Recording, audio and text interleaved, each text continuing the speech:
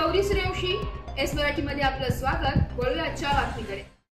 दरवर्षीप्रमाणे यंदाही देवी भाविक भक्तांसाठी महत्त्वाचा आणि आनंददायी क्षणांपैकी एक असलेला असत्यावर सत्याचा, अधर्मावर धर्माचा विजयाचे प्रतीक मानल्या जाणाऱ्या या शारदीय नवरात्र उत्सवाला आज सोमवार दिनांक 22 सप्टेंबर रोजी प्रारंभ होत असल्याने घटस्थापना करण्यापूर्वी दरवर्षीप्रमाणे देवी भक्तांनी सप्तशृंगी गडावर देवी ज्योत आणण्यासाठी गर्दी केली होती। प्रथे दिंडोरी तालुक्यातील अनेक मंडळांनी कार्यकर्ते ही देवी ज्योत आणण्यासाठी गर्दी करतात। रात्रभर प्रवास करून ही देवी ज्योत गडावरून आणवाणिक पायांनी देवीचा जयघोष करत मोठ्या श्रद्धेने दरमजल करत घेऊन येतात।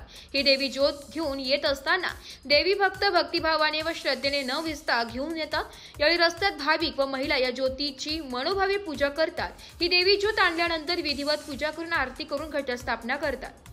एस मराठी न्यूज साठी तालुका प्रतिनिधी बापू चव्हाण, दिंडोरी।